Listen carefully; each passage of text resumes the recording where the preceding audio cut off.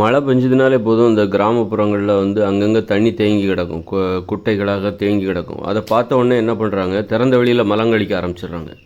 திறந்த வெளியில் மலங்கழித்து அதில் குண்டி கழுவுறது, அவங்களுக்கு அந்த மாதிரி தேங்கி கிடக்கிற குட்டையில் வந்து குண்டி கழுவுறது. அங்கங்கே மழை பெய்யும்போது அங்கங்கே தண்ணி தேங்கி கிடக்குது.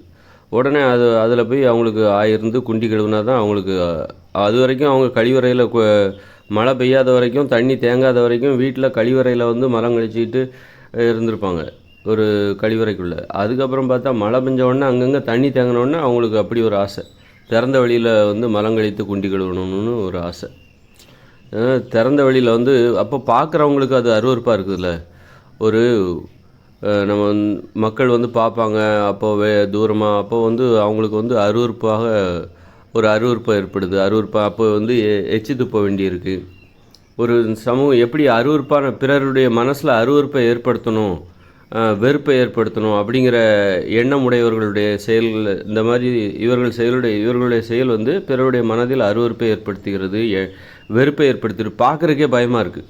நீங்கள் காலையில் நடைபயிற்சியெல்லாம் போய் அப்படி சுதந்திரமாக பார்க்குறக்கே பயமாக இருக்குது.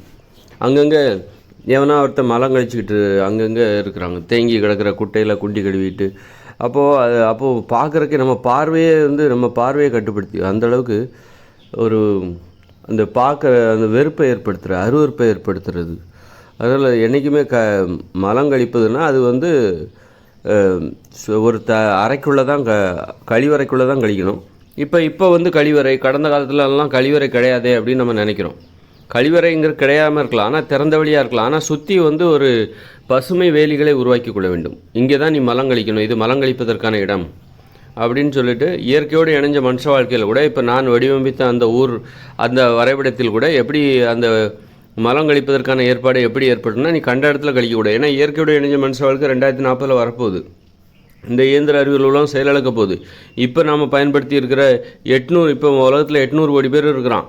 இவங்க எல்லாருமே இப்போ பயன்படுத்திக்கிட்டு இருக்கிற கழிவறையை பயன்படுத்த முடியாது. இப்போ நம்ம பயன்படுத்திக்கிட்டு இருக்கோம்ல, உங்கள் வீட்டில் இருக்கிற கழிவறை, இதெல்லாம் 2040 அப்புறம் பயன்படுத்த முடியாது.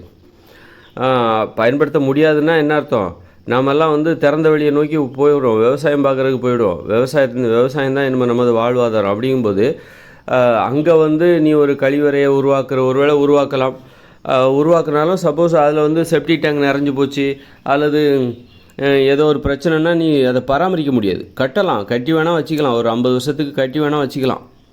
ஆனால் அதை வந்து அதுக்கப்புறம் அது நிறைஞ்சு போச்சுன்னா அதை செப்டிக் டேங்க் க்ளீன் பண்ணுறது, அதெல்லாம் வந்து இனிமேல் வந்து சாத்தியம் கிடையாது. நீ வந்து இயற்கையோடு இணைஞ்ச மனுஷ வாழ்க்கை உருவாக போகுது, இயந்திர அறிவியலும் செயலிழக்க போகுது. அதனால் என்ன பண்ணுற, நீ இப்போ நகரங்களில் இருக்கிற வீட்டெல்லாம் காலி பண்ணிவிட்டு நீ விவசாய நிலத்தை நோக்கி நீ போகிற அப்படின்னா, அங்கே ஒரு வீட்டை நீ அவசரத்துக்கு கட்டி வச்சுக்கலாம், அங்கே ஒரு கழிவறை கூட வச்சுக்கலாம். வெளியில் வந்து கிணத்துல தண்ணியை மொண்டு வந்து டாய்லெட்டில் வச்சு நீ மலம் கழித்து அதை நீ வந்து கழுவிக்கலாம். ஆனால் அந்த டாய்லெட் நிரம்பும் போது, அந்த செப்டிக் டேங்க் நிரம்பும் போது எப்படி நீ அதை வந்து க்ளீன் பண்ணுவேன்? அதை எப்படி நீ ஒன்றால் க்ளீன் பண்ண முடியும்? அதில் நீயே வந்து வாளியை போட்டு மொண்டு ஊற்றுவியா? ஒன்றால் முடியுமா? அப்போ இனிமேல் யாரும் வர மாட்டாங்க. செப்டிக் டேங்க் அந்த வண்டி, அந்த செப்டிக் டேங்க் க்ளீன் பண்ணுற அந்த லாரி, அது இனிமேவும் கிடைக்காது, 2040 அப்புறம் கிடைக்காது. அப்படி இருக்கும்போது அப்போ நீ என்ன மாதிரியான கழிவறையை உருவாக்கணும் அப்படின்னா, இந்த மாதிரி ஒரு 10, ஏன்னா ஒரு கழிவறையை வந்து செப்டிக் டேங்க் க்ளீன் பண்ணணுன்னா 10 வருஷத்தில் ஒரு வாட்டி செப்டிக் டேங்க் க்ளீன் பண்ணி ஆகணும். அப்படி இருக்கும்போது நீ வந்து இயற்கையோடு இணைஞ்ச மனுஷ வாழ்க்கையில் நீ இங்கே இருக்கிற மாதிரியே ஒரு கழிவறையை அங்கே உருவாக்கணுன்னா, நீ மலம் கழித்து விட்டு அந்த கழிவுகள்லாம் ஏதாவது அடப்பு வந்துன்னா உன்னால் சரி பண்ண முடியாது. அதுக்கு வந்து யாரும் வரமாட்டாங்க, ப்ளம்பரோ யாரும் வரமாட்டாங்க. அந்த திறன், அந்த அறிவுங்கிறது, அதுக்கான கருவிகளும் இருக்காது, கருவிகள் எதுவுமே இருக்காது. அந்த மாதிரி அதனால் அதை வந்து கழிவறையை பயன்படுத்த முடியாத ஒரு நிலைமையில் திறந்தவெளி கழிவறை தான் ஒரு நிரந்தர தீர்வு. அப்போ திறந்தவெளி கழிவறை கூட நம்ம இனிமேல் வந்து இப்போ தான் கழிவறை, அப்போ இயற்கையோடு இணைஞ்ச மனுஷ வாழ்க்கையில் திறந்த வெளியில் தான் நம்ம போகணும். அப்படி திறந்த வெளியில் போகக்கூடாது, சுற்றி மரப்பு இருக்கணும். நீ தலைக்கு மேலே வேணால் திறந்த வழியாக இருக்கலாமே தவிர சுற்றி மரப்பு இருக்கணும். 4 பக்கமும் வந்து பசுமை வேலிகள், ஒவ்வொருத்தருக்கும் ஒவ்வொரு வீடு. நான் எப்படி வடிவமைச்சிருக்கேன் அப்படின்னா, அந்த ஒரு கூட்டு குடும்பத்தில் வந்து 8 குடும்பம் இருக்கும். மொத்தம் அதிகபட்ச எண்ணிக்கை 16 பேர் இருப்பாங்க. அப்போ அந்த 16 பேருக்கும் நான் 16 கழிப்பறையை உருவாக்கி வச்சுருக்கேன். 8 பெண்கள் 8 ஆண்கள். 8 பெண்களுக்கும் தனித்தனி கழிவறை. அந்த கூட்டு குடும்பத்துக்கு பின்னாடியே கொஞ்சம் தூரத்தில், ரொம்ப தூரம், அதாவது கொஞ்சம் தூரம்னா ஒரு 20 மீட்டர் தொலைவில் 20 மீட்டர் 30 மீட்டர் தொலைவில் அந்த கழிவறை இருக்கும். ஒவ்வொருத்தருக்கும் தனித்தனி கழிவறை, ஒரு 10 அடி அகலம் 10 அடி நீட்டம், இதுதான் ஒரு கழிவறையோட அளவு. அதுக்குள்ளே அதோட 4 பக்கமும் என்ன இருக்குன்னா பசுமை வேலிகளை உருவாக்கிக்கலாம்.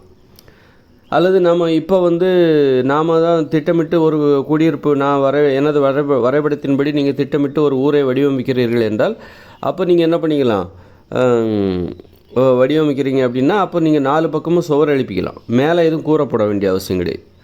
கழிவறையில் மேலே எதுவும் கூறப்படணுங்கிற அவசியம் இல்லாமல் 4 பக்கமும் நீங்கள் எதுக்காக அப்படின்னா, மேலே ஏன் கூறப்படக்கூடாதுன்னா, நீங்கள் மலம் கழிக்கிறதே எப்படி அதுக்கான அமைப்பே எப்படி நான் வச்சுருக்கேன் அப்படின்னா, இப்போது ரெண்டு பக்கமும் ஒரு கனசதுர கல், அது மேலே நீங்கள் உட்காந்துட்டு மலம் கழிக்கலாம், குத்த வச்சுட்டு மலம் கழிக்கலாம். நடுவில் ஒரு குழி, அது ஒரு குழி மாதிரி இருக்கும், அதுக்குள்ளே மலம் கழித்து விட்டு நீங்கள் என்ன பண்ணுங்கள், இப்படி ஒரு அமைப்பு உங்களுக்குன்னு ஒதுக்கப்பட்ட கழிவறையில் ஒரு 10 அமைப்பு இருக்கும். இது மாதிரியான அமைப்பு 10 இருக்கும். நீங்கள் ஒரு நாளைக்கு ஒரு குழியில் மலங்கழிங்க, இன்னொரு நாளைக்கு அடுத்த குழியில் மலங்கழிங்க. மேலே ஏன் திறந்த வழின்னா, நீங்கள் கழித்த மலம் அந்த வெயிலில் காயணும், அதற்காகத்தான். இப்போ அதே நேரத்தில் மழை வந்ததுன்னா பிரச்சனை இருக்குது. மழை வந்ததுன்னா அப்போ நீங்கள் என்ன பண்ணணும், அதுக்கேற்றாப்புல ஏதாவது ஒரு ஏற்பாடு பண்ணிக்கணும். அதனால் மலம் கழிப்பது இயற்கையோடு இணைந்த மனித வாழ்க்கையில் மிகப்பெரிய பிரச்சனை. அதற்காக தீர்வு என்னென்னா திறந்த வழியில் மலம் கழிப்பது தான். திறந்த வழியில் மலம் கழிப்பது தான். அதே நேரத்தில் அதுக்காக எல்லோரும் பார்க்குற மாதிரி மலம் கழிக்கக்கூடாது. அது பார்வையில் ஒரு சமூகத்தின் மீது வெறுப்பை ஏற்படுத்தும், அருவருப்பை ஏற்படுத்தும், மனுஷங்க மேலே ஒரு மரியாதையை குறைச்சிரும். அதனால் திறந்த வழியில் மலம் கழிக்கிறது ஒரு குற்றமாகவே நம்ம கருத வேண்டும். அப்போ அதுக்குன்னு கழிவறைகள், திட்டமிட்ட கழிவறைகள்லாம் அதுவும் மேல் பக்கம் மட்டும் திறந்துருக்கும். ஏன்னா வெயில் பட்டு அந்த மலம் காயணும், அதெல்லாம் இருக்குது. காஞ்சி மண்ணோட தானாகவே அது இயற்கையாகவே அது காணாமல் போயிடும். ஈக்கள் மொய்க்கும். இப்படி அதை சார்ந்து வாழ்கிற உயிரினங்கள் அதை காலி செய்திடும். அது மாதிரியான ஒரு ஏற்பாடு. இதை பராமரிக்கிறது நிலத்தில் தான் அவங்க மலம் கழிக்கிற நம்ம கழிவறை தான் ஒதுக்குறோமே தவிர, அது நிலத்தில் தான் கழிக்கிறார்களே தவிர, அவங்க அவர்களுக்குன்னு ஒரு கழிப்பறைன்னா எப்படி இருக்கும் அப்படின்னா, இது மாதிரி வெஸ்டர்ன் டாய்லெட்லாம் உட்காந்து சிட்டிங் டாய்லெட் இருக்குல்ல, சிட்டிங் டாய்லெட் மாதிரி ஒரு ஏற்பாடு. 2 பக்கமும் கனசதுர கல், நடுவில் பள்ளம், 2 கல்லுலேயே நீங்கள் உட்காந்துட்டு நடுவில் பள்ளங்க எப்படி மலம் கழிக்கிறாங்களோ அதே மாதிரி சிட்டிங் டாய்லெட் மாதிரி தான் இருக்கும். குத்த வச்சு போகணுங்கிறது தான் மலம் கழிப்பதற்கான ஒரு வழிமுறை. இதில் குத்த வச்சு போகிறது இருந்தால் குத்த வச்சும் போங்க, உட்காந்து போகிறது இருந்தால் உட்காந்தும் போங்க. அதில் குத்த வச்சும் போகலாம், உட்காந்தும் போகலாம். அதோட உயரம் எவ்வளோ இருக்கும், அந்த அமைப்போட உயரம், அந்த சிட்டிங் டாய்லெட்டு ஒரு அடி உயரம் இருக்குன்னு வச்சுக்கோங்களேன். அது மேலே நீங்கள் குத்த வச்சும் போகலாம், நீங்கள் உட்காந்தும் போகலாம், உங்கள் விருப்பம்தான். அப்போது ரெண்டுத்துக்கும், ஏன்னா வயசானவங்களாம் இருப்பாங்க, சிலர் குத்த வச்சு காலில் ஏதாவது அடிபட்டிருக்கும், அவங்களால குத்த வைக்க முடியாது. அப்போது அதற்கான ஏற்பாடும் அங்கே கொடுக்கப்பட்டிருக்கு. அப்போ குத்த வச்சும் போகலாம், உட்காந்தும் போகிற மாதிரியான ஒரு ஏற்பாடு. ஆனால் செப்டிக் டேங்க் கிடையாது. இயற்கையோடு இணைந்த மனித வாழ்க்கையில் நான் வடிவமைத்த அந்த ஊர் வடிவமைப்பில் உள்ள கழிவறைகளில் செப்டிக் டேங்க் கிடையாது. நிலத்தில் தான் நீங்கள் கழிக்கிறீர்கள். ஆனால் சுற்று நாலாப்புறமும் மறைச்சிருக்கும் வேலிகள், பசுமை வேலிகளால் அது மறைக்கப்பட்டிருக்கும். அதுக்குள்ளே போய் நீங்கள் மலம் கழிக்கிறீங்க. மேலே திறந்த வெளி இருக்கும். மேலே ஏன் திறந்த வெளியாக இருக்குது அப்படின்னா, அப்போது வெயில் பட்டு நீங்கள் முழுவதும் மூடிட்டிங்கன்னா பிற உயிரினங்கள் கூட ஒரு ஈயோ ஏதோ அந்த மலம் இயற்கையாகவே காணாமல் போய்விட வேண்டும், உரமாக மாறிவிட வேண்டும். அது நீங்கள் மலம் கழித்து விட்டு அதில் மண்ணள்ளி கூட போட்டுட்டு வரலாம். கொஞ்சம் மண்ணள்ளி கூட போட்டு வரலாம். இந்த மாதிரி மலம் கழிப்பதற்கான, ஏன்னா திறந்த வழியில் மலம் கழி ஒரு நாகரிகமான ஒரு வாழ்க்கை தான். இயற்கையோடு இணைஞ்ச மற்ற வாழ்க்கை வந்துருச்சுன்னு சொல்லி கண்ட இடத்துலையும் நீ ஆயிருக்கூடாது. அப்போ அதற்கான ஏற்பாடு இருக்கா, கண்ட இடத்துலையும் மலம் கழிக்கக்கூடாதுன்னா அதற்கான ஏற்பாடு இருக்குன்னா, ஒவ்வொரு கூட்டு குடும்பத்துக்கும் 16 கழிப்பறைகள், அந்த ஒரு கூட்டு குடும்பத்தின் எண்ணிக்கை 16 பேர். அப்போ அதே மாதிரி விவசாய நிலங்களில் நீங்கள் மலம் கழித்து கொள்ளலாம். அவங்கவுங்களுக்கு ஒவ்வொருத்தருக்கும் நம்ம 2 ஏக்கர் விவசாய நிலம் கொடுக்குறோம். 8 வயசுக்கு மேலே உள்ள ஒவ்வொருத்தருக்கும் ஒரு குடும்பம். அப்போ நீ விவசாய நிலத்தில் போய் கூட நீ மலம் கழித்துக்கலாம். வீட்டுக்கு பின்னாடி இருக்கிற அந்த கூட்டு குடும்பத்துக்கு பின்னாடி இருக்கிற அந்த கழிப்பறை, திறந்தவெளி கழிப்பறை, 4 பக்கமும் பசுமை வேலிகளால் மறைக்கப்பட்டிருக்கும். ஒருத்தர் மலம் கழிச்சாருன்னா வெளியிருந்து பார்த்தா தெரியாது. அப்போது மலம் கழிச்சிட்டு இருக்காருன்னா வெளியிருந்து பார்த்தா தெரியாது. அப்போ அதுக்கு பக்கத்தில் கிணறும் இருக்கும். கிணறும் ஒவ்வொருத்தருக்கும் ஒவ்வொரு கிணறு கிடையாது. பொதுவாக அந்த கூட்டு குடும்பத்துக்குன்னு உள்ள அந்த கழிப்பறைக்கு பொதுவாக ஒரு கிணறு, கழிப்பறை கிணறு. அதுலேருந்து தண்ணி எடுத்துகிட்டு நீ உள்ளே போய்க்கலாம். உள்ளே போயிட்டு நீ மலம் கழித்து விட்டு கழுவிட்டு வந்துடலாம். அப்போது இது நீ வேறு எங்கே மலம் கழிப்பதற்கான அந்த ஊரில் வசதி இருக்குன்னா, விவசாய நிலம் ஒவ்வொருத்தருக்கும் 8 வயசுக்கு மேலே உள்ள ஒவ்வொருத்தருக்கும் விவசாய நிலம் கொடுக்கப்பட்டிருக்கு. அப்போ 2 ஏக்கர் நிலம் இருக்குது அப்படின்னா அந்த 2 ஏக்கரில் ஏதோ ஒரு மூலையில் உன்னுடைய விவசாய நிலம், அதில் ஒருத்தன் தான், நீ எங்கேயோ ஒரு மூலையில் மலங்கழித்து விட்டு போய்விடு. அதற்கு நீயே ஒரு ஏற்பாடு பண்ணிக்கோ. ஏதாவது உட்காந்து போகிற மாதிரியா கல்லுகளில் போட்டுக்கிட்டு அதுக்கான நாமளும் ஒரு ஏற்பாடு பண்ணலாம். ஒரு விவசாய நிலத்தில் எப்படி மலம் கழிப்பதற்கான ஏற்பாடு, அதற்கான ஏற்பாடு எப்படி நம்ம கூட்டு குடும்பத்துக்கு பின்னாடி ஒரு ஏற்பாடு பண்ணி கொடுக்குறோமோ அதே ஏற்பாடு அவங்களுக்கும் அங்கேயும் பண்ணி கொடுத்துடலாம். அதே மாதிரி அதாவது விவசாய நிலத்துலேயே ஒரு கழிப்பறை இருக்கும். அப்போது நீ ஒருத்தர் அவருடைய கூட்டு குடும்பத்துக்கு பின்னாடியும் அவருக்கு ஒரு கழிப்பறை இருக்குது, மலம் கழிப்பதற்கான ஒரு ஏற்பாடு இருக்கிறது. அப்புறம் விவசாய நிலத்துக்கு போனாலும் அங்கேயும் ஒரு கழிப்பறை இருக்குது. விவசாய நிலத்துலையும் பார்த்தீங்களா? அப்போது எங்களோட வீட்டுக்கு பின்னாடி போய் மலம் கழிக்க வேண்டுமே, வீட்டுக்கு பின்னாடினா அது கொஞ்சம் தூரத்தில் தான் இருக்கும். ஏன்னா எப்போ பார்த்தாலும் நீங்கள் விவசாய நிலத்துக்கு போய் மலம் கழிக்க முடியாதுல்ல. இரவு நேரத்தில் கூட மலம் வரலாம், எப்போ வேணாலும் வரலாம். அப்போ வீட்டுக்கு பின்னாடி ஒரு ஏற்பாடு இருக்கணும். வீட்டுக்கு பின்னாடி ஏற்பாடு அதுக்காக திறந்த வழியிலையும் போய் உட்காந்துட்டு இருக்கக்கூடாது. 4 பக்கமும் மூடி இருக்கணும், மேலே மட்டும் திறந்துருக்கணும். அப்போது இயற்கையாகவே அது உரமாக மாற வேண்டும், காய்ந்து போய்விட வேண்டும், காணாமல் போய்விட வேண்டும். அப்போது செப்டிக் டேங்க் என்பது இயற்கையோடு இணைந்த மனித வாழ்க்கையில் கிடையாது. ஏன்னா அதெல்லாம் நீங்கள் ஏற்படுத்தி கொடுக்கலாம், செப்டிக் டேங்க்லாம் ஏற்படுத்தி கொடுக்கலாம். அம்மா அதுக்கப்புறம் அதை யார் க்ளீன் பண்ணுறது, யாரை அடப்பு ஏற்பட்டுச்சுன்னா அப்புறம் அதை பயன்படுத்தவே முடியாது கழிவறையை. அதனால் எப்போதுமே தொழில்நுட்ப வசதி இல்லாத இயற்கையோடு இணைந்த மனித வாழ்க்கையிலையும் நாம் ஏற்படுத்தி கொடுக்குற கட்டமைப்புகளில் ஏற்படுகிற குறைபாடுகளை அவர்கள் சரி செய்து கொள்ள வேண்டும். அதுக்கேற்ற மாதிரி தான் நான் அதை வடிவமைச்சிருக்கேன். இன்றைக்கி நம்மக்கிட்ட நிறைய டெக்னாலஜி இருக்கலாம், ஆனால் 2040க்கு அப்புறம் நம்மக்கிட்ட தொழில்நுட்பங்கள் எதுவுமே கிடையாது. அப்படி இருக்கும்போது அவர்கள் அந்த குறைபாடுகள் நாம் ஏற்படுத்தி கொடுக்குற கட்டமைப்புகளில் ஏற்படுகிற குறைபாடுகளை எப்படி சரி செய்து கொள்வார்கள், அதற்கு தகுந்த மாதிரி தான் நான் அதை வடிவமைச்சிருக்கேன். அவர்களுக்கு என்ன வசதி இருக்கும், அவங்கவுங்களே அவங்க இதை பார்த்துக்கணும், தொழில்நுட்ப வசதி எதுவுமே கிடையாது. அப்படி இருக்கும்போது ஒரு செப்டிக் டேங்கெல்லாம் நீ உருவாக்கி கொடுத்தோன்னா அடப்பெல்லாம் ஏற்பட்டுன்னா அப்புறம் அந்த செப்டிக் டேங்கை பயன்படுத்த முடியாது, நிறைஞ்சு போச்சுன்னா நீ என்ன பண்ணுவேன், அதெல்லாம் இருக்குது. அதனால் செப்டிக் டேங்கே தேவையில்லை, திறந்தவெளி கழிப்பறையே போதுமானது. அதுமாதிரி விவசாய நிலங்களில் சாலை ஓரங்கள், விவசாய நிலத்துலேயும் சாலை ஓரங்கள்லாம் இருக்குது, அற்புதமான சாலை ஓரங்கள்லாம் இருக்குது. அந்த சாலை ஓரங்களின் ஓரத்துலேயும் பெண்களுக்கு தனியாக கழிப்பறை, ஆண்களுக்கு தனியாக கழிப்பறை, பெண்களுக்கு கழிப்பறைக்கு பக்கத்தில் கழிப்பறை, அது மாதிரி கழிப்பறையை பயன்படுத்தும் போது தண்ணி தேவைப்படும். அதுக்குன்னு தண்ணி கிணறு, அதுக்கேற்றார் போன்ற ஒரு கிணறு, அங்கேருந்து தண்ணி எடுத்துகிட்டு நீ மலம் கழித்து விட்டு குண்டி கழுவிக்கலாம். இப்படி ஒரு ஏற்பாடு அங்கே இருக்குது. அதே மாதிரி அப்புறம் குளியலுக்கு விவசாய நிலத்தில் குளிப்பதற்கான கிணறுலாம் இருக்குது, அது தனியாக இருக்கும், அது கழிப்பறையோடு சேர்ந்துருக்கு. அதுக்கு பக்கத்தில் கழிப்பறை இருக்காது. கழிப்பறை மலம் கழித்து விட்டு இப்போ குண்டி கழுவணுமா அதுக்கான தண்ணியை எடுக்கிற ஒரு கிணறு, குளிப்பதற்குன்னு ஒரு கிணறு, அது மாதிரி குடிநீர் கிணறும் தனியாக இருக்கும். விவசாய நிலங்களில் இந்த 3 பயன்பாடும் தனித்தனியாகவே இருக்கும். குளிக்கிற இடத்துல நீ குடிநீர் குடிக்கணுங்கிற அவசியம் இல்லை. ரொம்ப அற்புதமான ஒரு வசதி. அதாவது அனைத்து தேவைகளும் இதை விட சிறப்பாக வேறு ஒன்றும் இருக்காது. எந்த வித பிரச்சனையுமே இல்லை. மலம் கழிப்பதற்கு அங்கங்கே ஓடி திரைமரமாக இருந்து அதாவது பாருங்கள், கூட்டு குடும்பத்துக்கு பின்னாடியும் மலம் கழிப்பதற்கான ஏற்பாடு இருக்குது. ஒரு திறந்தவெளி கழிப்பறை, மேல் பக்கம் திறந்தவெளி இருக்கும், 4 பக்கமும் மறைக்கப்பட்டிருக்கும். அவங்கவுங்க கழிப்பறையை அவங்கவுங்களே பசுமை வேலிகளால் மறைச்சிக்கணும், அல்லது நாமளே சுவர் எழுப்பி கொடுக்கலாம். அது ஒரு 500 1000 வருஷத்துக்கு உறுதியாக நிற்கிற மாதிரி 4 பக்கம் மட்டுமே அந்த நீ மேல் பக்கம் மூடப்படாமல் மேல் பக்கம் திறந்து 4 பக்கம் மட்டுமே மூடி இருக்கிற மாதிரியான ஒரு சுவரை நம்ம எழுப்பி கொடுக்கலாம். ஒரு 5 அடி 6 அடி உயரத்துக்கு நம்ம ஏற்படுத்தி கொடுக்கலாம். மேல் பக்கம் மூட வேண்டாம். இதுதான் கழிப்பறையோட அமைப்பு. கழிப்பறை அவ்வளோதான், எளிமையானது. இப்படி ஒரு அமைப்பு, இது போன்ற கழிப்பறையை அதான் ஒரு கழிப்பறைக்கு உள்ளுக்குள்ளே என்ன இருக்கும் அப்படின்னா உட்காந்து போகிற மாதிரி, அதாவது சிட்டிங் டாய்லெட்டு அதாவது 10 அடி அகலம் 10 அடி நீட்டம், அது மாதிரி ஒரு சதுரம்னு வச்சுக்கோங்களேன். 10 அடி அகலம் 10 அடி நீட்டம், இது ஒரு சதுரம்னு வச்சுக்கோங்க.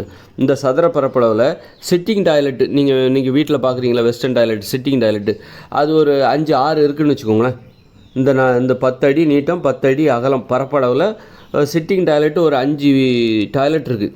நீங்கள் ஒரு நாளைக்கு ஒரு செப்டிக் டேங்க் கிடையாது, ஒரு நாளைக்கு ஒரு சிட்டிங் டாய்லெட்டில் ஆயிருக்கணும், இன்னொரு நாளைக்கு இன்னொரு இதில் ஆயிருக்கலாம், இன்னொரு நாளைக்கு இன்னொரு. ஏன்னா ஒரு நாளைக்கு ஆயிருந்தீங்கன்னா அதுக்கப்புறம் அது காயறதுக்கு 2-3 நாள் ஆகும். அதுக்காக தான் சொல்கிறேன். ஏன்னா இங்கே செப்டிக் டேங்க் கிடையாது, நீ தண்ணி ஊற்றி உள்ளே அனுப்புறதுக்கு செப்டிக் டேங்க் கிடையாது. நீ ஆயிருந்தால் அது நிலத்தில் தான் இருக்கும். ஆனால் நீ உட்காந்து போகிற அளவுக்கு நீ 2 பக்கமும் கனசதுர கற்களை ஏற்படுத்தி அது நடுவில் நீ உட்காந்து இடைவெளி இருக்கும். நீ மலம் கழிப்பது எப்படி இப்போ சிட்டிங் டாய்லெட்டில் உட்காந்து மலம் கழிக்கிறே அதே மாதிரி தான். அது நிலத்தில் விழும். நீ ஒரு மண்ணள்ளி போட்டு வந்துடலாம். ஒரு மண்ணள்ளி போட்டு அப்புறம் அடுத்த முறை மலம் கழிக்கும் போது இன்னொரு டாய்லெட்டை நீ பயன்படுத்தணும். இப்படி வந்து ஒரு 4 பக்கம் மூடப்பட்டு இப்படி ஒரு 4-5 டாய்லெட் உள்ளுக்குள்ளே இருக்கும். உள்ளுக்குள்ளே கொஞ்சம் 5-6 டாய்லெட் அது சிட்டிங் டாய்லெட் அதில் இருக்கும். என்ன செப்டிக் டேங்க் கிடையாது. இப்படி தான் வந்து 4 பக்கம் அப்போ நம்ம வந்து ஒரு 6 அடி உயரத்துக்கு வந்து சுவர்களை எழுப்பி விட்டு போயிடலாம். 6 அடி உயரம் சுவர் மேல் பக்கம் திறந்துருக்கும். இதுதான் வந்து மழை காலங்களில் நீங்கள் என்ன பண்ணலாம் அப்படின்னா, மழை காலங்களில் மேல் பகுதியை மூடுற மாதிரி அவங்கவுங்களே அப்பப்போ ஏற்பாடு பண்ணிக்க வேண்டியதான். ஏன்னா மேல் பகுதியை மூடக்கூடாது, வெயில் படணும். மலம் கழிக்கும்போது அந்த மலத்தின் மீது வெயில் படணும். அப்போ தான் திறந்த வெளியில் இயற்கை முறையிலே அது வந்து சுத்தம் செய்யப்படும். பிற உயிரினங்கள் வரணும். முற்றும் மூடிவிட்டால் உள்ளே இருக்கிற மலம் வந்து எப்பவும் வந்து அது காயாமல் அப்படி இருக்கும். அது ரொம்ப பிரச்சனையாயிடும். நார ஆரம்பிச்சிடும். அந்த காற்றெல்லாம் வெளியில் போகணும், கெட்ட காற்றெல்லாம் வந்து வெளியில் போகணும். அதனால் மேல் பகுதி மூடப்படக்கூடாது. மேல் பகுதி மூடாமல் திறந்த வழியாக இருந்தால் தான் சிறுநீர் கழித்தாலும் அந்த வாடை வந்து வெளியில் போயிடும். மலம் கழித்தாலும் அந்த வாடை வந்து வெளியில் போயிடும். அப்படி இயற்கை. ஏன்னா வீட்டுக்கு இப்போ கூட்டு குடும்பத்துக்கு பின்னாடியே ஒரு 16 பேருக்கு அந்த வீட்டில் உள்ள அந்த கூட்டு குடும்பத்தில் உள்ள 16 பேருக்கு தேவையான அந்த கழிப்பறை இருக்குது வரிசையாக. அப்படி இருக்கும்போது அது அப்போது அந்த கூட்டு குடும்பத்தையும் அது பாதிக்கக்கூடாது, குடியிருப்பையும் பாதிக்கக்கூடாது. ஏன்னா இந்த மாதிரி ஒரு அமைப்பு வந்து இதே கழிவறை அமைப்பு ஒவ்வொருவருக்கும் 2 ஏக்கர் நிலம் கொடுக்குறோம். அந்த விவசாய நிலத்துலேயும் ஒரு கழிவறை இருக்குது. அப்புறம் அங்கே தான் ஒரு விவசாய நிலத்தில் ஒவ்வொரு கிணறு இருக்குது. ஒரு 100 அடி நீட்டம், ஒரு 20 அடி அகலம்னு நினைக்கிறேன். 10 அடி அகலமோ 20 அடி அகலமோ 100 அடி நீட்டம், அது மாதிரி கிணறு ஒவ்வொரு விவசாய நிலத்தில் இருக்குது. அங்கேருந்து தண்ணி எடுத்து நீ வந்து மலம் கழித்த பிறகு குண்டி கழுவிக்கலாம். இதுக்கான ஏற்பாடு அங்கே இருக்குது. அப்போ அது மாதிரி விவசாய நிலத்தில் வந்து சாலைகள் போகுது. விவசாய நிலத்தில் அற்புதமான சாலைகள் வந்து அது ரொம்ப நாளைக்கு அப்புறம் நான் இப்போ அந்த சாலைகளோட அகலம் என்ன அதை பற்றி நான் திரும்பவும் நினைவு கூர்ந்து, ஏன்னா அதுக்கான விதிமுறை இருக்குது. ஏன்னா விவசாய நிலத்தில் நீ ஒருத்தர் பேசக்கூடாது. பொதுவான சாலைகள் இருக்குது, தனிப்பட்ட சாலைகள் இருக்குது. 6 அடி அகலமுடைய சாலைகள் இருக்குது. அதாவது பெண்களுக்குன்னு தனி விவசாய நிலப்பகுதி இருக்குது, ஆண்களுக்குன்னு தனி விவசாய நிலப்பகுதி இருக்குது. அப்போது அங்கே வந்து பெண்களுக்குன்னு உள்ள தனி விவசாய நிலப்பகுதியில் 6 அடி அகலமுடைய சாலைகள் வந்து அந்த விவசாய நிலத்துக்குள்ளே போகும். அந்த சாலைகளை நம்ம எப்படி அமைக்கணும் அப்படின்னா, மலைகளிலிருந்து வெட்டி எடுக்கப்பட்ட பாறைகளை கொண்டு, அந்த கற்களை கொண்டு அந்த சாலைகளை நாம் அமைக்க வேண்டும் 6 அடி அகலத்தில். அது மாதிரி ஆண் பெண் இருவரும் விவசாய நிலத்தில் ஆண் பெண் இருவரும் செல்லுகிற பொதுவான சாலைகள் அதுவும் இருக்குது. அங்கே வந்து ஆண்கள் தனியாக செல்வதற்கு பாதைகள், பெண்கள் செல்வதற்கு தனியாக பாதைகள் இருக்குது விவசாய நிலத்தில். ஆனால் வந்து ஒருத்தர் பேசிக்கக்கூடாது. எங்கே வந்து விவசாய நிலத்துக்குள்ளே போயிட்டேன்னா நீ யாரு கூடயும் பேசிக்கக்கூடாது. அந்த மாதிரியான ஒரு ஏற்பாடு அங்கே இருக்குது. அது மாதிரி குடியிருப்பு பகுதிகளில் உள்ள சாலைகள் பார்த்திங்கன்னா 3 வழி சாலைகளாக இருக்கும். குடியிருப்பு பகுதியில் 3 வழி, அதாவது பெண்கள் தனியாக போகிறதுக்குன்னு ஒரு சாலை இருக்கும், போய் வர்றதுக்குன்னு ஒரு சாலை, ஒரு 6 அடி அகலமுடைய ஒரு சாலை இருக்கும். ஆண்கள் தனியாக போய் வர்றதுக்குன்னு சாலைகள் இருக்கும். பெண்களும் ஆண்களும் சேர்ந்து நடப்பதாக இருந்தால், ஒரு அம்மா பையன், ஒரு அக்கா தம்பி சேர்ந்து நடந்து பேசிக்கிட்டே போகிறாங்கன்னா அதுக்குன்னு ஒரு சாலை இருக்கும், நடுவில் இருக்குன்னு வச்சுக்கோங்க. பெண்கள் வந்து இந்த 3 சாலையுமே பயன்படுத்தலாம். ஆனால் ஆண்கள் வந்து ஆண்களுடைய சாலையை மட்டும்தான் பயன்படுத்தணும். பெண்களும் ஆண்களும் பயன்படுத்துகிற அந்த சாலை நடுவில் இருக்கும். அந்த சாலையை வந்து பெண்கள் இருந்தால் மட்டும்தான் அந்த சாலையை ஆண்கள் பயன்படுத்தணும். கூட வந்து பெண்கள் வரணும். பெண்கள் இல்லைன்னா அந்த நடுவில் உள்ள சாலையை ஆண்கள் பயன்படுத்தக்கூடாது. பெண்கள் வந்து நீ தனியாகவோ அல்லது 2 பேரோடு சேர்ந்து இந்த 3 சாலையும் நீங்கள் பயன்படுத்தி கொள்ளலாம்.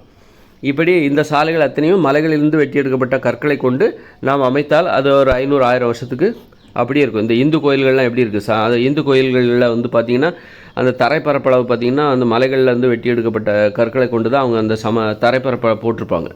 அப்போ அந்த அளவுக்கு இன்றைக்கும் அது வந்து இருக்குன்னா அது காரணம் தான். நீ வந்து காங்கிரீட் ஒரு சிமெண்ட் தரெல்லாம் போட்டால் ரொம்ப நாளைக்கு வராது. நம்ம ஒரு ஏற்படுத்தி கொடுக்குற ஒரு கட்டமைப்பு என்பது உங்களுக்கு ஒரு 1000 வருஷத்துக்கு வரும் அப்படின்னா 1000 வருஷத்துக்கு பாருங்கள். 1000 வருஷங்கிறது சும்மா கிடையாது. ஒரு 10 தலைமுறைக்கு அது உங்களுக்கு பயன் தர வேண்டும்.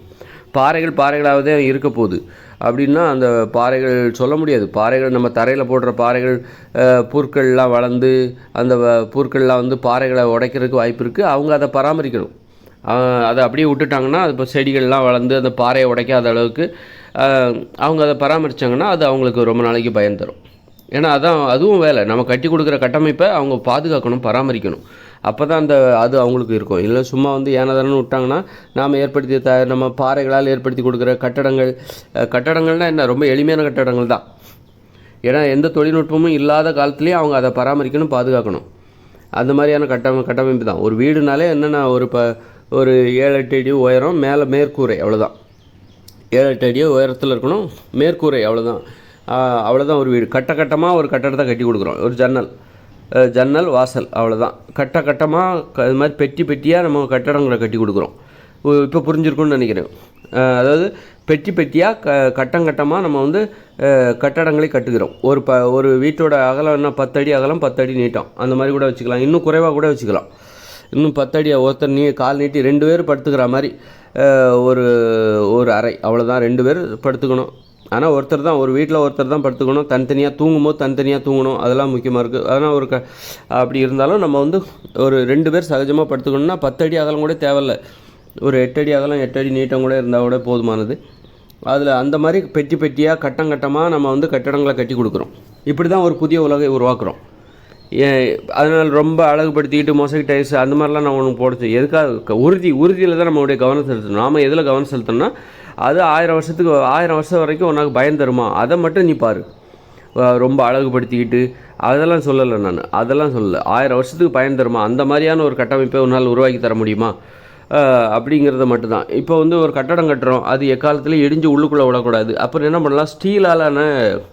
ஸ்டீலாலான ஒரு வலை மாதிரி. வலைனா என்ன? அது வந்து கடினமான இரும்பு ஒரு இரும்பு கம்பியால் ஒரு உள்பக்கம் ஒரு வலை போன்ற ஒரு அமைப்பு. ஒரு சதுரமான ஒரு கட்டடம் இருக்குதுன்னு வச்சுக்கோங்களேன். பெட்டி மாதிரி ஒரு கட்டடம் இருக்குது. அது அந்த சுவர் வந்து எக்காரணத்துலையும் இடிஞ்சு விழுந்துடக்கூடாது. இப்போ ஸ்டீலுக்கெல்லாம் ரொம்ப ஆயுள் காலம் அதிகம்னு வச்சுக்கோங்களேன். 1000 வருஷத்துக்கு அது ஸ்டீல் துருப்பிடிக்காத ஒரு உலோகத்தை உருவாக்குங்க.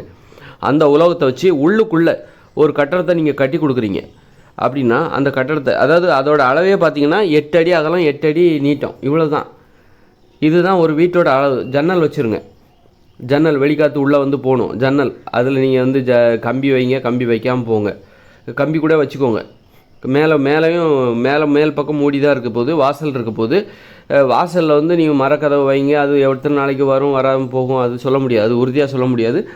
அல்லது அந்த வாசல் கதவு கூட ஸ்டீலாலான ஒரு கேட்டு மாதிரியான ஒரு கதவு. ஸ்டீல், அதாவது 1000 வருஷத்துக்கு இது துருப்பிடிக்காது அப்படின்னு சொல்கிற மாதிரி. அது மாதிரி உள்பக்கம் அந்த கட்டடம் வந்து எக்காலத்துலேயும் வந்து சரிஞ்சு விழுந்துடக்கூடாது. ஒரு நிலநடுக்கத்தின் போது அந்த கட்டடம் வந்து சுவர்கள் வந்து சரிஞ்சு உள்பக்கமாக சாஞ்சிடக்கூடாது. அதுக்கு என்ன பண்ணணும்னா உள்பக்கமாக அந்த சதுர அமைப்பில் ஒரு கேட்டு மாதிரி ஒரு நல்ல ஒரு கனமான ஒரு வலை போன்ற ஒரு அமைப்பு. அப்போ என்னாங்கன்னா அந்த கட்டடம் சரிஞ்சு விழுவதற்கு ஒரு நிலநடுக்கம் வருது, சரிந்து விழுவதற்கு வாய்ப்பு இருந்தால் கூட இந்த வலை வந்து தடுத்து விடும். இந்த வலை போன்ற ஒரு அமைப்பு. வலைன்னா அது சின்ன சின்ன இழைகளால் ஆனது தான் வலை. ஆனால் அப்படி சொல்லலை. இது வந்து ஒரு ஜன்னல் கம்பியை விட ஒரு 3 மடங்கு தடிமனாக இருக்கணும். ஜன்னல் கம்பியை விட 3-4 மடங்கு தடிமனான கம்பிகளால் ஒரு வலை போன்ற ஒரு அமைப்பு.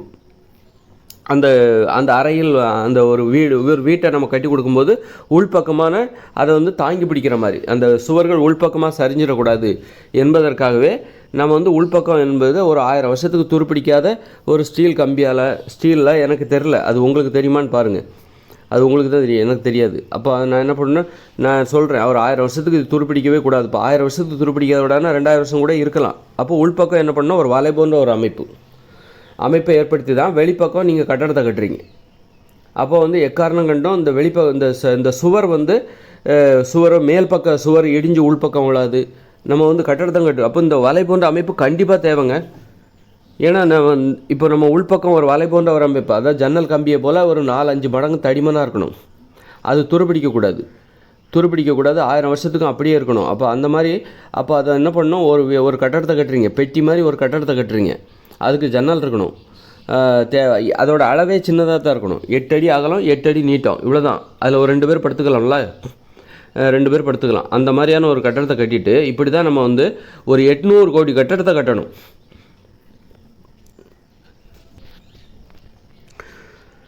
இப்படி தான் நம்ம ஒரு 800 கோடி கட்டடத்தை நம்ம அவங்களுக்கு கட்டி கொடுக்க போகிறோம்.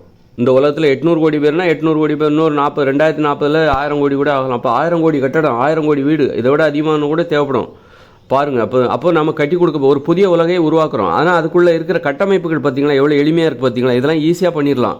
நாம் கவனம் செலுத்துறது வந்து இதெல்லாம் வந்து இதை கட்டமைக்கிறதுக்கு வந்து ரொம்ப ஈஸியாக குயிக்காக பண்ணிடலாம். ஆனால் இதை நாம் கவனம் செலுத்துகிற உறுதியில் தான் கவனம் செலுத்தணும். அந்த கட்டடம் இடிஞ்சு விழுந்துடக்கூடாது. மேல் பகுதி கூரை வந்து நாம் ஏற்படுத்துகிற அந்த கூரை இருக்கிற மேல் பகுதி, அது காங்கிரீட்டோ என்னோ, அது வந்து இடிஞ்சு உள்பக்கமாக உள்ளே தூங்கிட்டு இருக்காங்க. என்றைக்கோ ஒரு நாள் காலத்தில் ஒரு 100 வருஷத்துக்கு அப்புறம் இடிஞ்சு மேல் பகுதி கூரை இடிஞ்சு உள்ளே விழுந்துடக்கூடாது. அவங்க தூங்கிட்டு இருப்பாங்க, அவங்க மேலே விழுந்துடக்கூடாது. அப்போ என்ன பண்ணணும் அப்படின்னா, அந்த அந்த கட்டிடங்கள் வந்து கட்டிட சுவர்களும் உள்பக்கம் சரிஞ்சிடக்கூடாது, மேல் பகுதி கூரையும் உள்பக்கம் இடிஞ்சு இறங்கிடக்கூடாது. அப்போ என்ன பண்ணணும் அப்படின்னா, 4 பக்கமும் மேல் பகுதி அந்த ஒரு வலை போன்ற ஒரு ஜன்னல் கம்பி போல் ஒரு வலை போன்ற ஒரு அமைப்பை உருவாக்கி அதற்கு வெளிப்புறமாக தான் நீங்கள் இந்த கட்டடத்தை கட்டுறீங்க. அப்போ வந்து அவங்க வந்து இந்த எவ்வளோ பெரிய பூகம்பம் இருந்தாலும் சரி, இது வந்து பழமையாக பாழடைஞ்சு போனாலும் சரி, அதாவது ரொம்ப காலங்கள் ஆன பிறகு இது இடிஞ்சு நம்ம தலையில் விழுந்துரும் அப்படிங்கிற அந்த பயமே இல்லாமல் அவங்க தூங்கணும். அப்போ நம்ம கட்டடம் நம்ம வந்து கட்டடம் கட்டி கொடுக்க போகிறோம்ல, அந்த கட்டடம் வந்து நம்ம வந்து 2 பாதுகாப்புகள். கட்டடமே ரொம்ப உறுதியானது. அதன் பிறகு இப்போது ஒரு சுவர் இடிஞ்சு விடக்கூடாது அப்படின்னா முட்டு கொடுப்பாங்களா, முட்டு கொடுத்து நிப்பாட்டுவாங்களா, அதே மாதிரி தான் முட்டு கொடுக்குறதுக்கு நம்ம உள்பகுதியில் வந்து ஒரு ஸ்டீல் அதுபோல் துருப்பிடிக்காத ஒரு உலோகத்தால் தடிமனான உலோக கம்பிகளால் உள்பக்கம் ஒரு வலை போன்ற அதாவது சதுர அமைப்பில் ஒரு வலை போன்ற ஒரு அமைப்பு. ஆனால் அந்த வலைங்கிறது மெல்லிய இலைகளால் ஆனது கிடையாது. ஜன்னல் கம்பியை விட பல மடங்கு, ஒரு 4-5 மடங்கு 6 மடங்கு தடிமனாக இருக்க வேண்டும். தடிமனான அது மாதிரி தான் ஒரு கட்டடம் கட்டப்பட வேண்டும். இப்படி தான் நாம் கட்டி கொடுக்குற ஒவ்வொரு கட்டடமும் நம்ம கட்டி கொடுக்கணும். அது மாதிரி ஒரு விவசாய நிலத்துலேயும் உங்களுக்கு ஒரு கட்டடம் கட்டி கொடுக்கணும். இது மாதிரி 8 அடி அகலம். இந்த மிஷின் பறைலாம் சொல்லுவாங்க எங்கள் ஊரில் வந்து தோட்டத்தில் பார்த்திங்கன்னா மிஷின் பறை, மோட்டார் ரூம்னு சொல்லுவாங்களா, அதே மாதிரி நீங்கள் ஒரு ரூம் வந்து தோட்டத்துலேயும் கட்டி கொடுக்கணும். ஒவ்வொருத்தருக்கும் 8 வயசுக்கு மேலே உள்ள ஒவ்வொருத்தருக்கும் நம்ம 2 ஏக்கர் விளைநிலம் கொடுக்குறோம். அந்த விளைநிலத்தில் கண்டிப்பாக என்ன இருக்கணும், ஒரு மோட்டார் ரூம் மாதிரி ஒரு ரூம் அங்கே இருக்கணும். அவங்க என்ன பண்ணணும், விவசாய கருவிகளை மம்பட்டி, மண்வெட்டி, கடப்பாரை இதெல்லாம் பாதுகாக்கணும்ல, அந்த ரூமில் போட்டு தான் பாதுகாக்கணும். அந்த ரூமில் போட்டு பாதுகாக்கணும். ஏன்னா திறந்த வெளியில் போட்டால் துருப்பிடிச்சு போகும், நாளடைவில் காணாமல் மண்வெட்டியே இல்லாமல் போயிடும். ஒரு 50 வருஷத்துக்கு தான் அந்த மண்வெட்டி இப்போ இங்கேருந்து தான் நம்ம எடுத்துகிட்டு போகிறோம். இந்த இயந்திர அறிவியல் உலகில் தான் நம்ம எடுத்துகிட்டு போகிறோம். மண்வெட்டி, கடப்பாரை இதெல்லாம் 1000 வருஷத்துக்கும் துருப்பிடிக்காத புதிய கடப்பாறைகளை கண்டுபிடிங்க. அவ்வளோதான், நீங்கள் கடைசியாக பண்ணக்கூடிய வேலையே அதுதான். இதுக்கப்புறம் நீங்கள் எதுவுமே உற்பத்தி பண்ண போகிறது கிடையாது. கடைசியாக நம்ம பண்ண போகிற வேலை என்னென்னா, ஒரு 1000 வருஷத்துக்கு துருப்பிடிக்காத கடப்பாறைகள், 1000 வருஷத்துக்கு துருப்பிடிக்காத மண்வெட்டிகள், அருவாக்கள் இதை கண்டுபிடிங்க. அவங்க விவசாயம் இப்போ மண்வெட்டி, கடப்பாறை இதெல்லாம் இல்லாமல்னா வெறுங்கையில் விவசாயம் பண்ணுறது எவ்வளோ கஷ்டமாக இருக்கும். ஒரு மரத்தை கூட வெட்ட முடியாது. இந்த மண்வெட்டி, அருவா, கத்தி இல்லைன்னா ஒரு மரத்தை கூட உங்களால் வெட்ட முடியாது. அப்போ அவங்க எவ்வளோ கஷ்டப்படுவாங்க பாருங்கள். ஒரு மாமரம் அது ஆயுட்காலம் முடிஞ்சதுன்னா அதை அகற்றணும். அப்போ அது நிறைய மரங்கள்லாம் பெருசாக இருக்கும், தேவையில்லாத மரங்கள் வளர்ந்துக்கிட்டே தான் இருக்கும். அதை நம்ம வெட்டணும், நிலத்தை சீர்திருத்தணும். அதுக்கு இந்த மண்வெட்டி கருவிகள் இதெல்லாம் நமக்கு ரொம்ப அவசியம். இப்போ தான் அது நமக்கு கிடைக்கும். 2040 அப்புறம் கிடைக்காது. எல்லா தொழிற்சாலைகளும் செயலிழந்து போயிடும். எதுவுமே தொழில்நுட்பங்கள் எதுவுமே இருக்காது. அப்போ நமக்கு வந்து இப்போ தான் நம்ம வந்து ஒரு 1000 வருஷத்துக்கு பயன் தருகிற மாதிரியான கருவிகளை நம்ம கண்டுபிடிக்கணும். இந்த விவசாய கருவிகள் உருவாக்கி அதை மக்களுக்கு கொடுக்கணும். இப்போ இந்த உலகத்தில் 800 கோடி பேர் இருக்காங்கன்னா 2040 கண்டிப்பாக ஒரு 1000 கோடி வந்துடுவாங்கன்னு வச்சுக்கோங்களேன். அப்போ 1000 கோடி கடப்பாறை தேவை. ஒவ்வொருத்தருக்கும் ஒவ்வொரு கடப்பாறை கொடுக்கணும். 1000 கோடி கடப்பாறை தேவை. அது ஒரு 1000 வருஷத்துக்கு வர்ற மாதிரி இருக்கிற தொழில்நுட்பம், இருக்கிற கனிம வளங்கள் இதுதான் நம்ம கடைசியாக இந்த இயற்கையை சுரண்ட போகிறோம். இயற்கையை சுரண்ட போகிற கடைசி முயற்சி இதுதான். இனிமேல் இதுக்கப்புறம் இயற்கையை நீ சுரண்டவே முடியாது. இதுக்கு மனுஷங்க மென்மையானவர்களாக மாறிவிடுவார்கள். அவர்கள் மகிழ்ச்சியாக வாழ்வதில் கவனம் செலுத்துவார்கள். இந்த மாதிரி தொழிற்சாலை இப்படியெல்லாம் போய் தான் வாழணும் அப்படிங்கிற அவசியம் கிடையாது அப்படிங்கிற அந்த ஒரு ஏற்பாடோடு இருப்போம். அப்போ இப்போ நீ இந்த கனிம வளங்கள்லேருந்து எடுத்துக்கோ, எவ்வளோ வேணாலும் எடுத்துக்கோ. ஆனால் எடுத்து இதுதான் கடைசி முயற்சி. இதுக்கப்புறம் நீ எடுக்க முடியும். நீ கடல்கள்லேருந்து எடுப்பியோ, நிலவில் போய் எடுப்பியோ, பூமியிலேருந்து எடுத்துக்கோ. இதுதான் கடைசி. ஆனால் நீ இதுக்கப்புறம் நீ எடுக்க முடியாது. அதனால் இப்படி ஒரு 1000 வருஷத்துக்கு வரா மாதிரியான விவசாய கருவிகளை உருவாக்கி அவங்க கையில் கொடுத்துரும். ஒவ்வொருத்தருக்கும் ஒவ்வொரு மண்வெட்டினா அந்த உரத்தில் அந்த மண்வெட்டி வந்து ஒரு 1000 வருஷத்துக்கு வரும்பா.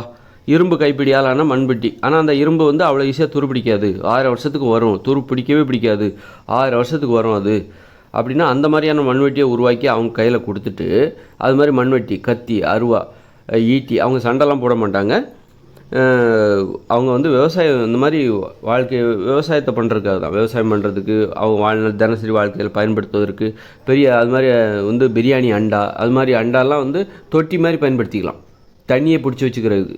தொட்டிலாம் சிமெண்டில் கட்டணுங்கிற அவசியம் இல்லை. பிரியாணி அண்டா இருக்குல்ல, கனமான தடிமனான அண்டா, அதில் இன்னும் ஏதாவது உலகங்களை சேர்த்து இது துருப்பிடிக்கவே செய்யாது, ஓட்டையே விழாது அப்படிங்கிற மாதிரி ஒரு பிரியாணி அண்டா அதெல்லாம் கொடுத்துட்டிங்கன்னா அவங்க தொட்டி மாதிரி பயன்படுத்திப்பாங்க. அந்த மாதிரி அப்படின்னா இந்த உலகத்தில் ஒவ்வொருத்தருக்கும் ஒரு பிரியாணி அண்டா வேணும் அப்படின்னா அந்த உலகத்தில் பார்த்தீங்கன்னா 1000 கோடி பேர் இருக்காங்கன்னு வச்சுக்கோங்க 2040. அப்புறம் 1000 கோடி அண்டாக்கள் உருவாக்கணும். இருக்கிறது எல்லாத்தையும் எடுத்துருங்க, எடுத்து பயன்படுத்துங்க. மறுசுழற்சி பண்ணி தண்டவாளங்கள் அப்படியெல்லாம் எடுத்து தண்டவாளத்துக்கெல்லாம் போடுறோம், அதெல்லாம் அப்படியே அனாமத்தாக கிடக்க போகுது, அதை விட்டுருங்க. நம்ம புதுசாக வந்து தயாரித்து அப்போ வந்து ஏன்னா வந்து இதெல்லாம் பாதுகாக்கணும், இந்த கருவிகளை பாதுகாக்கணும். அப்போ நம்ம வந்து ஒரு கட்டமைப்புகளை உருவாக்கணும், பெட்டி பெட்டியாக கட்டமாக கட்டமைப்புகளை உருவாக்கணும். அங்கே வந்து வாசல் இருக்கணும், அழகுபடுத்த தேவையில்லை, அதுவே அழகு தான், அதுவே போதுமான அழகு தான், அழகுபடுத்த தேவையில்லை. பெட்டி பெட்டியாக கட்டமாக வாசல் ஜன்னல் உருவாக்கி கொடுத்துருங்க. வாசல் ஜன்னல் அவ்வளோதான். உள்ளுக்குள்ளே ஒரு வலை போன்ற அமைப்பு, அதை தாங்கி பிடிக்கிற மாதிரி, அது இடிந்து உள்பக்கம் மேல் பகுதி அந்த மேல் தளம் வந்து அந்த கூரை இருக்குல்ல, காங்கிரீட் கூரையாக இருக்கட்டும், ஒருவேளை காங்கிரீட் கூரை நீங்கள் அமைச்சு கொடுக்குறீங்களா, அது வந்து இடிஞ்சு உள்பக்கமாக இறங்கிடக்கூடாது, உள்ளே தூங்கிட்டு இருப்பாங்க. மழை நேரத்தில் அது ரொம்ப பயன்படும். மழை நேரத்தில் உள்ள அதுவே கொஞ்சம் உயரமாகவும் இருக்கணும். இப்படி நம்ம பெட்டி பெட்டியாக கட்டமாக ஏற்படுத்தி கொடுக்குற அந்த வீடு இருக்குல்ல, அது கொஞ்சம் உயரமாக இருக்கணும். தரைத்தளத்துலேருந்து ஒரு 6 அடி உயரத்துக்கு இருக்கணும். அப்போ தான் நீங்கள் மழை வெள்ளம் வரும்போது அந்த தண்ணி வீட்டுக்குள்ளே வராது. தரைத்தளத்துலேருந்து ஒரு 6 அடி உயரம் படியெல்லாம் வச்சு அதுக்கு அந்த மாதிரி கட்டமாக பெட்டி பெட்டியாக ஒரு அறையோட அளவே 8 அடி அகலம் 8 அடி நீட்டம். எந்த அளவுக்கு கரெக்டாக இது போதும், அதுக்கு மேலே ஆடம்பரமாக இது பண்ணாதீங்க. 10 அடி அகலம்லாம் ரொம்ப பெருசு, அதெல்லாம் வந்து அந்த அளவுக்குலாம் அந்த 8 அடி அகலம் 8 அடி அகலமே ரொம்ப பெருசு தான், இருந்தாலும் பரவாயில்ல. அது நம்ம முடிவு பண்ணுமே, நம்ம முடிவு பண்ணலாம். நம்ம வந்து பேசி எவ்வளோ தேவை, படுக்கிறதுக்கு நீ கால் நீட்டி படுக்கிறதுக்கு, வெளிக்காற்று உள்ளே வர்றதுக்கு, ஜன்னலோட அளவு, ஒரு வாசலோட அளவு, இதெல்லாம் நான் முடிவு பண்ணியிருக்கணும். நான்லாம் வந்து இது வந்து என்னுடைய ஆராய்ச்சி நான் முதலே பண்ணியிருந்தேன்னா, சின்ன வயசுலேயே என்னுடைய உள்ளுணர்வு சரியான பகுதியில் நான் கரெக்டான வழியில் பயணித்திருந்தால் நான் இன்றைக்கி ஒரு ஊரையே வடிவமைச்சு காட்டியிருப்பேன். அதற்கு தேவையான பணத்தை சம்பாதிச்சு நான் ஒரு ஊரையே வடிவமைச்சு காட்டியிருப்பேன். ஒரு ஊர்னால் இப்படி தான் இருக்கணும், அங்கே உள்ள கட்டமைப்புகள் இப்படி தான் இருக்கணும்னு நான் சொல்லி உருவாக்கி காட்டியிருப்பேன். அதெல்லாம் எனக்கு ஒன்றும் பெரிய விஷயம் கிடையாது. அதெல்லாம் என்னுடைய கடமையை நான் உணராமல் வேறு வழியில் பிழைக்கிறது தான் முக்கியம்னு சொல்லி போனதுனால தான் என்னால் பெருசாக பணமே சம்பாதிக்க முடியல. எனக்கு உயர்ந்த நோக்கம் இல்லாதனால தான் என்னால் பணத்தை சம்பாதிக்க முடியல. பிழைப்பது தான் நோக்கம், சுயநலமாக வந்துட்டதுனால தான் நான் வாழ்வதற்கு கூட எனக்கு தேவையான பணத்தை என்னால் சம்பாதிக்க முடியல. எனக்கு ஒரு பொதுநல நோக்கம், நான் இந்த உலகத்துக்காக தான், எனக்கு ஒரு கடமை இருக்குது, என்னுடைய லட்சியம் இருக்குது. அதை நான் சின்ன வயசுலேயே உணர்ந்திருந்தேன்னா நான் வந்து பணத்தை சம்பாதிக்கிறதுக்கு கூச்சப்படாமல் இறங்கி நல்ல வழிகளில் நிறைய பணத்தை சம்பாதிச்சு நான் இன்றைக்கி நான் விலைக்கு சொல்ல வேண்டிய வந்து பாருங்கள் அப்படின்னு சொல்லி ஒரு ஊரையே உருவாக்கியிருப்பேன். ஒரு 1000 ஏக்கரில் ஒரு ஊரே உருவாக்கி என்னால் பண்ணியிருக்க முடியும். அந்த அளவுக்கு எனக்கு வந்து மக்களை ஒன்று கூட்டுவதற்கு, பணத்தை சம்பாதிப்பதற்கு என்னுடைய கருத்துக்களாலே என்னுடைய பணத்தை சம்பாதிக்க முடியும். இன்றைக்கி வந்து ஒரு ஜகத்குரு பெரிய பெரிய சாமியார்கள்லாம் எவ்வளோ பணத்தை சம்பாதிச்சு வச்சுருக்காங்க. பெரிய உயர்ந்த நோக்கம் இல்லாமலே அவங்களால அவ்வளோ பணத்தை சம்பாதிக்க முடியுது அப்படின்னா எனக்கு அந்தளவுக்கு அறிவு வளம் உண்டு. ஆனால் இப்போ வந்து இந்த ஆராய்ச்சி முடிய போகுது. அதனால் அந்த அளவுக்கு முதல்ல ரொம்ப ஆழமாக என்னுடைய அறிவு வந்து ஆழமாக இருக்கும், என்னுடைய கருத்துக்கள் ரொம்ப ஆழமாக இருக்கும். ரொம்ப ஆழமாக எனக்கு கோபங்கள் அதிகமாக இருந்தது. இன்றைக்கெல்லாம் நான் அந்த கோபம் தனிந்த நிலையில், முடிகிற நிலையில், ஆராய்ச்சி முடிகிற நிலையில் நான் என்னுடைய அனுபவங்களை உங்களுக்கு சொல்கிறேன். அதனால் இதை வச்சு நான் என்னை நீங்கள் மதிப்பிட வேண்டாம். ஆனால் வேறு வழியில் இப்படி தான் மதிப்பிடுவீங்க. வேறு நான் நிரூபித்தது நானே எனக்கு. அதனால் எளிதாக நான் உங்களுக்கு வந்து இப்படி தான், இதான் உலகம், இப்படிப்பட்ட உலகம் தான் நீங்கள் வாழணும் அப்படின்னு தெளிவாக நான் உங்களுக்கு வரேன். இப்போ கூட நீங்கள் ஒன்றும் இல்லை, யார்கிட்டயா பணம் நிறையா இருக்கா, வாங்க உருவாக்கி காட்டலாம் அந்த உலகத்துக்கு. இதுதான் நம்ம எதிர்கால உலகம் அப்படின்னு சொல்லி உருவாக்கி காட்டலாம். இப்படி தான் இருக்கணும், இப்படி தான் வாழப்போகிறோம், இப்படிப்பட்ட ஊரில் தான். அப்படி யாராவது இருக்க நிறைய கோடி பணம் வச்சுருக்கீங்கன்னா 2040 நீங்கள் வச்சுருக்க பணத்தினால ஒன்றும் யூஸ் கிடையாது. அதனால் உங்கள்கிட்ட 1000 கோடி பணம் இருக்கா, வாங்க 10,000 வாங்க ஒரு ஊரே உருவாக்கி காட்டுவோம். ஒரு 1000 ஏக்கர் பரப்பளவில் ஒரு அரசாங்க அனுமதி கிடச்சிதுன்னா நம்ம அந்த மாதிரி உருவாக்கி இதுதான் எதிர்காலம், இப்படி தான் நம்ம வாழப்போகிறோம் அப்படின்னு அற்புதமாக ஒரு உலகத்தை உருவாக்கி அவங்களுக்கு முன்னாடி நம்ம வைப்போம். அதை பார்க்கட்டும். உங்கள்கிட்ட இருக்க பணத்தை வச்சுக்கிட்டு ஒரு உருப்படியான காரியத்தை செய்யுங்க. உங்கள்கிட்ட 1000 கோடி இருக்கலாம், 10,000 கோடி இருக்கலாம், வாங்க பார்க்கலாம். ஏன்னா வந்து 2040 அப்புறம் உங்கள்கிட்ட இருக்கிற பணத்தை வச்சு நீங்கள் ஒன்றுமே பண்ண முடியாது. அது வெறும் காகிதம் தான். அதுக்கு பணத்துக்கு மதிப்பு இல்லைன்னா அது வெறும் காகிதம் தான். அதனால் ஒரு அரசாங்கமே இதை வந்து கருத்தில் கொண்டு இந்த மாதிரி இது என்ன சரியா தப்பா, இது நான் சொல்கிறது சரியா தப்பா அப்படின்னு பார்த்து உண்மைங்கிறத எளிதாக கண்டுபிடிச்சிடலாம். எது உண்மை பொய்ங்கிறத அவருடைய வார்த்தைகள் வந்து கண்டுபிடிச்சிடலாம். அந்த திறன் மக்கள்கிட்ட இருக்குது. அதை நாளையில் வச்சு நீங்கள் வந்தீங்கன்னா நம்ம வந்து ஒரு ஊரை உருவாக்கி நம்ம மக்கள் முன்னாடி வைக்கலாம். இது உண்மை தான், எதிர்காலத்தில் இப்படி ஒரு மாற்றம் வரப்போகுது. அப்போ தான் வந்து அதுக்கு தகுந்த மாதிரி அந்த உலகமே வந்து பார்ப்பாங்க.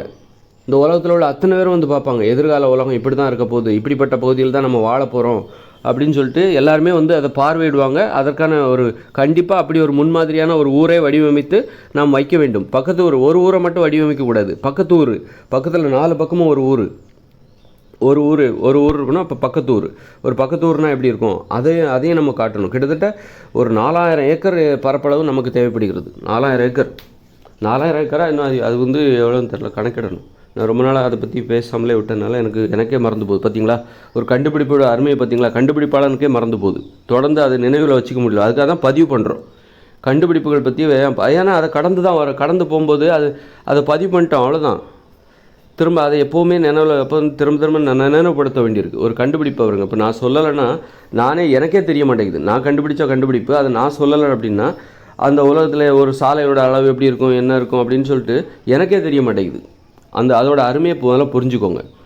அதனால் நான் சொல்கிறத நீங்கள் அலட்சியப்படுத்திங்கன்னா அப்புறம் அது உங்களுக்கு எவ்வளோ பெரிய இழப்புன்னு பார்த்துக்கோங்க. அதனால் ரொம்ப முக்கியமானது, நான் சொல்கிறத ஆராய்ந்து பார்க்கணும். அதாவது நான் சொல்கிற ஒவ்வொரு கருத்தையும் என்ன பேசுகிறான் அப்படின்னு சொல்லிவிட்டு ஒவ்வொரு கருத்தையும் ஆராயணும். நீங்கள் ஆராய்ஞ்சி ஒரு மைக்ரோஸ்கோப் வச்சு ஆராய்ஞ்சு பாருங்கள், இதில் என்ன, எதுக்காக இதை சொன்னார், எதை சொல்லியிருப்பார், என்ன காரணத்துக்காக இதை சொல்லியிருப்பார்.